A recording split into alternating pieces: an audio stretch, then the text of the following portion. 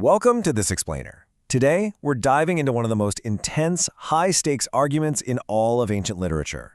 We'll be unpacking an incredibly powerful exchange from the Mahabharata to uncover these timeless lessons on logic, ethics, and the absolute devastation that cruelty can bring.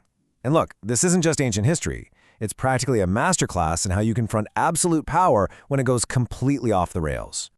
Okay, let's set the scene with this dramatic inciting incident. We're starting with a genuinely chilling demand from an arrogant king, Duryodhana, right after a rigged game of dice. He demands the enslavement of his enemy's wife, Draupadi, dictating that she literally be forced to sweep the chambers alongside the serving women. It's a single, ruthless command, and it instantly sets the stage for a massive clash of power, morality, and justice. So that brings us to a really fascinating question. How on earth do you stop a king who is just entirely determined to ruin himself? It's an incredibly difficult position to be in, right? Well, we're going to look closely at how the wise counselor, Vidura, pushes back against this shocking demand. Because he doesn't just yell or panic. Instead, he delivers a total masterclass in rhetoric and ethical warning that is honestly just as relevant today as it was thousands of years ago. Section 1. The legal counterargument. A masterful loophole. Now, instead of just reacting to this deeply emotional situation with pure emotion, Vidura does something brilliant. He completely deconstructs the legal standing of this high-stakes wager into 3 indisputable steps. First, the king gambled and lost himself in the dice game. Second, the exact moment he lost himself, he legally ceased to be his own master. And third, here's the brilliant loophole, slavery cannot attach to Draupadi, who is also referred to here as Krishna, because she was staked as a wager only after the king had already lost his own freedom. Vidura is proving that a man who doesn't even own himself cannot legally gamble away another human being. I mean, it's just an airtight legal defense. Section 2. Metaphors of impending doom. Using nature to explain human folly. So having completely dismantled the legal basis of the king's demand, Vidura knows he needs to make the ruler actually feel the danger of the situation. He asks the king if he realizes he's basically tying himself up with cords or hanging on the very edge of a precipice. He vividly compares the king to a mere deer intentionally provoking a group of enraged tigers, or someone literally dangling venomous snakes directly over their own head. He's emphasizing the suicidal foolishness of angering powerful enemies. The imagery here is absolutely meant to induce a sense of vertigo and immediate, visceral danger. And this brilliantly illustrates his next point. Vidura compares the king's temporary victory to the bamboo plant. You see, in nature, certain types of bamboo only bear fruit right before they die. Vidura is telling Duryodhana that winning this so-called treasure in a rigged game of dice is actually a fatal omen. The king is just intoxicated by his win, entirely failing to perceive that these dice will bring about frightful terrors and lasting enmity. Then, he drops this incredibly harsh image on the court. He tells the story of a goat swallowing a hook. When the hunter retrieves it, he places the animal's head on the ground and frightfully tears its throat open to draw the hook back out. Yeah, it's a violent metaphor for sure, but it is deeply intentional. It's meant to instantly shock the king right out of his arrogance and force him to actually listen.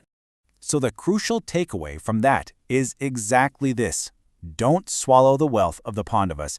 Consuming this ill-gotten wealth, claiming Draupadi and the kingdom, isn't a victory at all. It's exactly like that goat swallowing a deadly hook.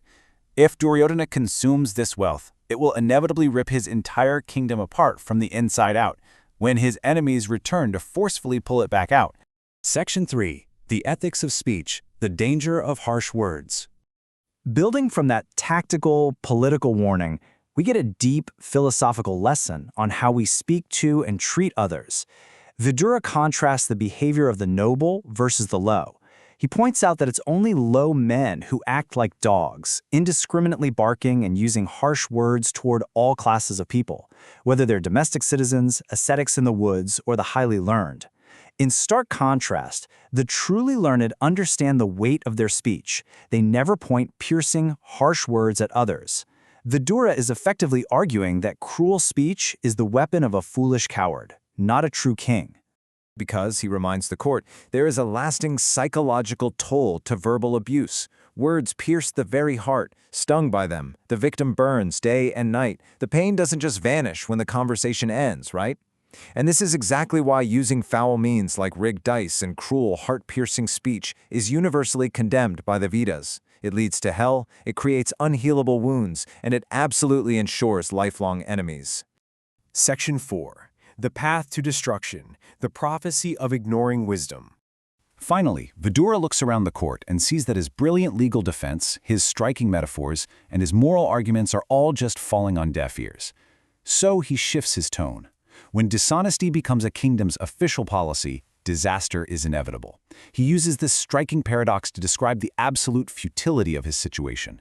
He says even gourds may sink and stones may float, but still, this foolish king listens not to my words. He's basically saying it would be easier to reverse the laws of physics, making heavy stones float on water and buoyant gourds sink to the bottom, than it is to force a foolish king to hear the truth when he's completely intoxicated by his own arrogance and power. Vidura lays out the terrifying reality of their current path. He explicitly calls out that dishonesty isn't just some political misstep. It is literally one of the frightful doors of hell. And the king isn't walking it alone either. Allies like Duryodhana are blindly following him down this path of dishonesty regarding the dice game. Meanwhile, the temptation for wealth and power is only increasing, while the wise, absolutely necessary regimen of friends is completely ignored. And this leads directly to his ultimate chilling conclusion, because the words of wisdom spoken by friends are ignored, and temptation continues to rise. The result is sealed. A frightful and universal destruction is sure to overtake all the Kurus. Giving in to this dark temptation while actively silencing the voice of reason won't just ruin the king as an individual. It guarantees the absolute, universal destruction of their entire civilization. Vidura sees the tragic end before the war has even begun. As we wrap up this explainer, I want to leave you with a final provocative thought based on Vidura's ancient warning. When the stakes are at their absolute highest and the temptation of pride and power calls to you, which path are you going to choose? Do you have the humility to listen to the difficult words of wisdom? Or will you swallow the hook and invite your own destruction? Keep that in mind the next time you find yourself on the edge of a precipice.